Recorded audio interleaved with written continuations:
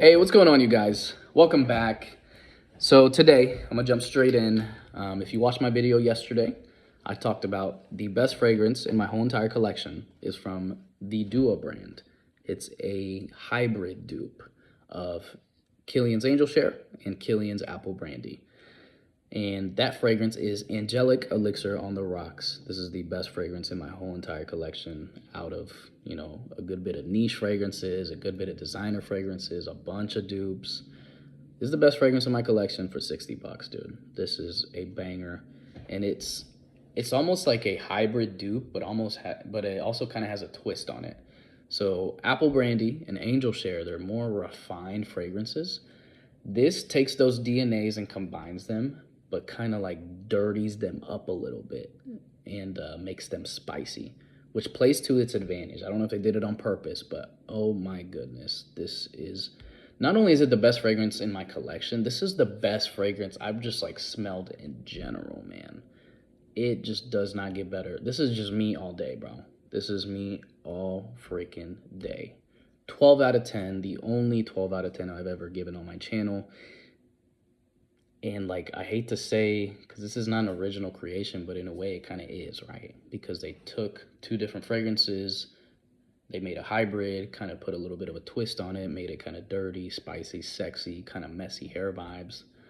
Incredible, dude. So this was my first fragrance from the Duo brand and the only one I had up to this point. So on Black Friday, I pulled the trigger on 2 more fragrances. They just came in. I like Duo, man.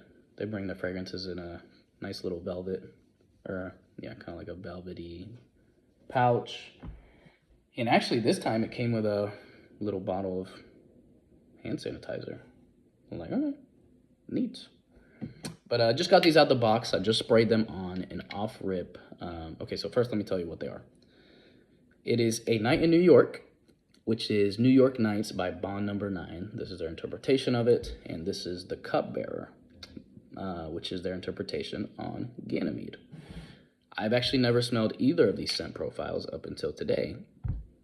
I just sprayed them both on about 5 minutes ago, and I enjoyed the openings, and now they're a little bit into the dry down, and they're interesting. Not what I was expecting, so I'll kind of dive in here. But I want to let you guys know, if you guys do choose to pull the trigger on some Duo fragrances, you're going to have to let them sit. So you can tell these juices are pretty, sorry, my computer screen kind of, okay. Didn't want it to affect the lighting. So with Duo fragrances, if I'm not mistaken, they make them on the spot when you order them. So you're going to have to let them sit. When I first got this in, it smelled good when I first got it in, but it really improved once I let it sit for about 2 or 3 weeks. And at this point, I've had this for 2.5 months, and this is just so good, dude. But it has gotten better even throughout those 2.5 months. So that is the one downside of these, is you're gonna have to let them sit. You gotta be patient with these. And also, they're a more expensive dupe brand. These are only 34 milliliter bottles, and I paid $45 for this. Full price, most of these go for like anywhere between 25 to 60 bucks, just depends on which one it is. But a lot of times you can find them on discounts. So I think on Black Friday they had everything half off. But even half off, I mean, a 34 milliliter for 30 bucks, that's still a pretty expensive dupe. But they are a higher end, higher caliber dupe brand, guys. So just keep that in mind.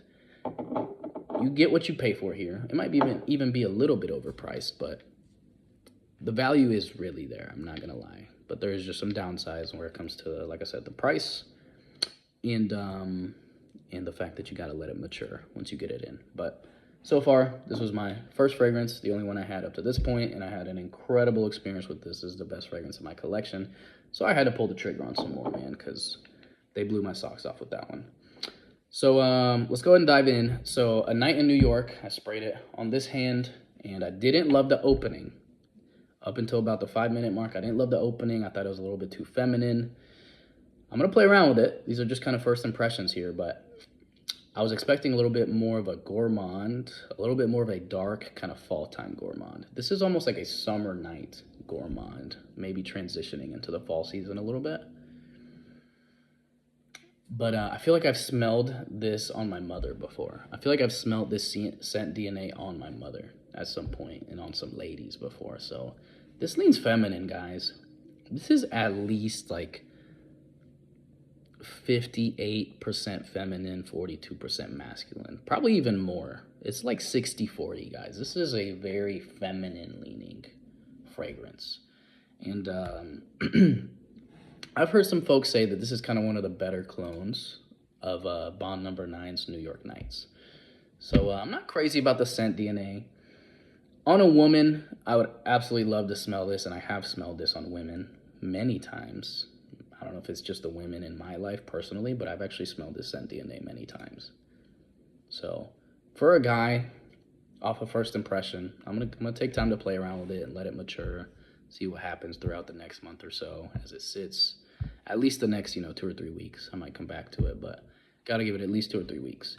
But off of first impression, for me, for a guy, late 20s or older, it's like a 7.2. This is feminine leaning. Way more than I would like. But it's done well though. Even though it leans very feminine, it is wearable, guys. It is wearable for a guy.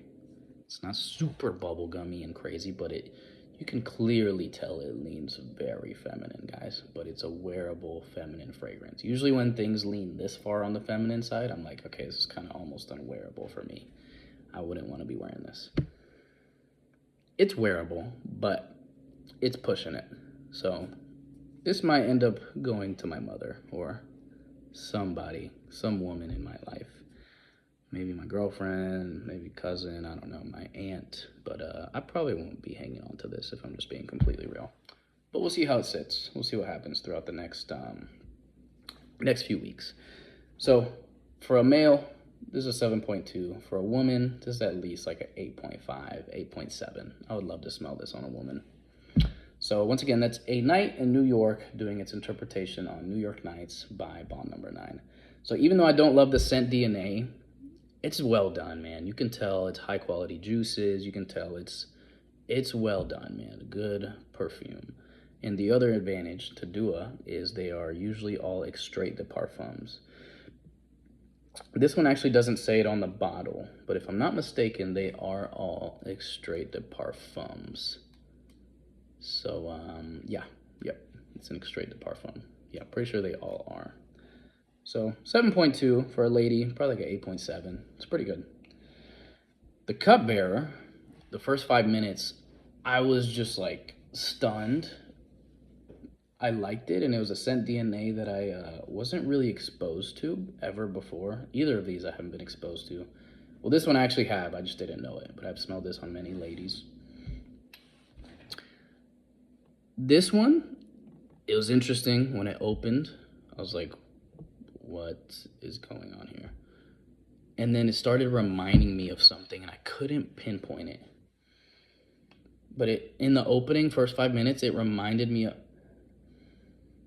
Oh, I almost had it, dude. It's like on the tip of my tongue. It's like I can almost put my finger on what this smells like. What is it, bro? What the heck is it, dude?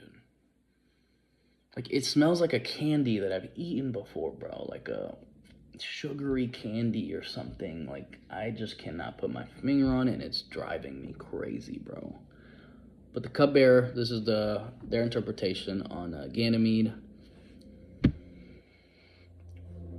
I like it. It's perfectly unisex. Like, perfectly unisex. Doesn't really lean to one side or another. And the main things I get, before even looking at the notes, because now I have looked at the notes, but as soon as it opened up, I just got like a kind of mineralic, floral, with like a little bit of spice, and some like really smooth, almost like a creamy leather, which sounds kind of weird to say, but like a blanket, like a leather blanket sitting throughout this fragrance, like just kind of carrying this fragrance. And it's so nice, dude. It's like like I say, it's like I don't want to say bubble gummy, but like cotton. It almost smells like cotton candy-ish more than like bubble gummy. It's almost like a cotton candy mineralic, slightly spiced, kind of leathery fragrance. And then I looked at the notes, and the flower, oh yeah, and flowers. I'm sorry, not flowers. Flowers was in this. I looked at the notes and I was surprised to see the violet. But as I looked at the note, I did pick up the violet in here, and I was like, okay, they used the violet very well, because I'm actually not a huge fan of violet. But the way they did it here, or maybe the type of violet they used, is incredible. So the notes here in this one are violet, immortelle, Italian mandarin, suede, leather, accord, saffron, Chinese osmanthus, and akagala wood.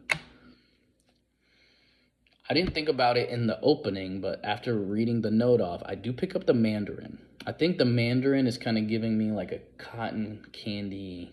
It's like cotton candy mixed with like a mandarin, but like a creamy, airy mandarin is kind of what I get. And maybe that's the way that the violet and the mandarin are mixing together with that kind of, like I said, like that blanket of like suede leather carrying it. Like, oh, this is a scent DNA that's just like, this is very niche, and I can appreciate it, bro. This is incredible. I actually really want to smell the real thing after getting my nose on this. This is really good. I'll be honest though, it doesn't play in my arena.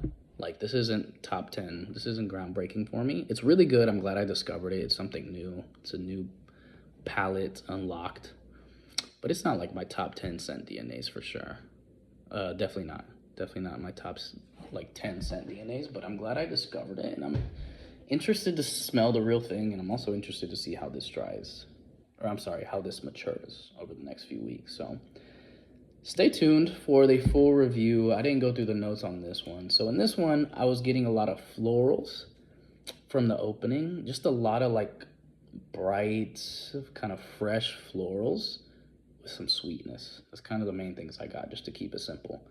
A bright, kind of fresh floral with some sweetness in the base, and I'm assuming that's coming from the caramel. I didn't get too much of the coffee. So the notes in this one are gardenia, carnation, jasmine, patchouli, flowers, sea notes, sandalwood, caramel, and coffee. And like I said, this just leans too feminine for my taste. This is perfectly unisex, and just, this one's probably gonna really grow on me. So definitely gonna play around with this over the next month or so and see what this does. But final rating on this is like an 8.5 for me. Really like this. This is a 7.2, like an 8.7 for a woman. So once again, guys, this is the Cupbearer and A Night in New York by the Duo brand. Not crazy about these, but I like this one. This one's an L. I will probably be giving this away for Christmas. So stay tuned for the full review, guys. And that's it for this one. Hope y'all enjoyed. Catch y'all in the next one. Peace.